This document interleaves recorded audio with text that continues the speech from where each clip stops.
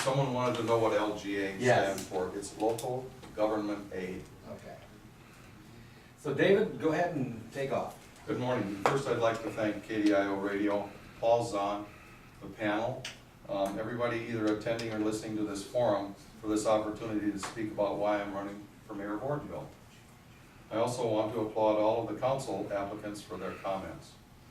I'm running because I feel we need someone in the office who can provide conservative, citizen-oriented leadership, and who can come to grips with the economic downturn being experienced not only at the local level, but also at state and national levels.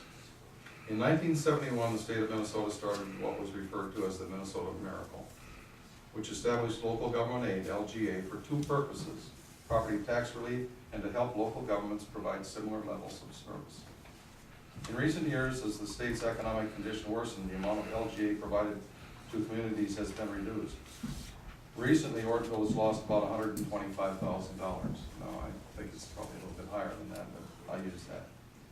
And there doesn't appear to be any relief in sight. The executive director of the League of Minnesota Cities in the September-October 2009 issue of Minnesota Cities stated, quote, "For the foreseeable future, it is very unlikely that the state's finances will recover to a point where restoring losses in aids to cities will be a possibility." In that same issue of Minnesota Cities, another league official gave emphasis to this by stating, quote, "Cities must tighten their belts and operate more efficiently than ever," end quote. We have to realize that people are facing tough financial times right now, and the last thing they need is additional taxes. And Ortonville's elected officials need to be keenly aware of that. Right now, we certainly don't need something brought up by the city clerk administrator at the last city council meeting. He spoke of the possibility of implementing a local sales and use tax for community development purposes, similar to the one in Wilmer, and that this would be the subject of discussion by the budget committee. And since he doesn't live in Ortonville, a sales and use tax wouldn't affect him too much. However, I don't know how the other candidates feel about this, but I'll go on record right now as not being in favor of a local sales and use tax. The city council needs to be better prepared for how it plans to pay for large projects, such as Lakeside Park. When asked where the money would come from to pay for the city's portion of the project, Mayor Johnson's response was probably from reserves. At this past Monday's meeting, when the mayor pro tem was asked the same question, his answer was the same. But neither the mayor nor the mayor pro tem were specific about which reserves the money would come from.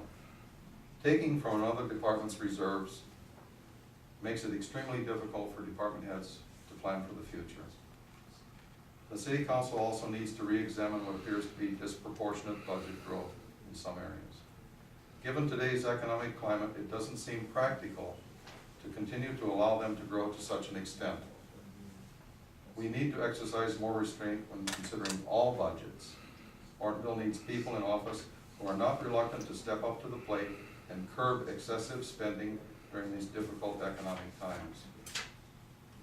We need to be forward-looking in how we upgrade our infrastructure. A lot of discussion was on the streets. We also have sewer ponds up there that need attention before too long. Given the push to clean up one of the most polluted rivers in the state, Minnesota, it's common sense that eventually Ortonville is going to be told we can't use it anymore. We've got to be ready and take advantage of opportunities that are out there now.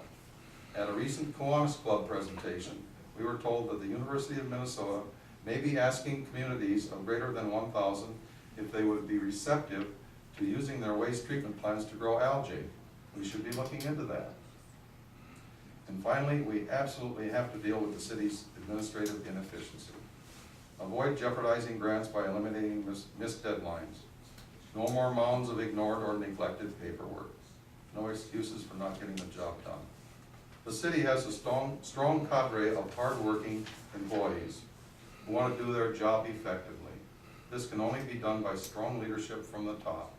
We can no longer afford to conduct business as usual. Changes must be made. To summarize, I'm not here for only one reason, as my good friend Blair stated in a letter written last year. He said, and I quote, "I know that without this golf course, I personally would not be living in Ortonville. You can't say that about me. I'm here because of my love for Ortonville and its people. I came back to where I was born after serving in the Navy for nearly 24 years, and one of the reasons was that I wanted to give back to this town what it gave to me many years ago when I was a young boy. In doing so, I have volunteered in many ways, such as getting grants for the improvement of the T-ball court at Northside Park, and the baseball diamond at the athletic field, weeding and flower planting at Nielsen Park, coaching, running youth basketball tournaments, operating baseball and football scoreboards, Kiwanis activities, assisting with repainting at Lakeside Park, and so forth. I would be honored to serve as your mayor. Thank you.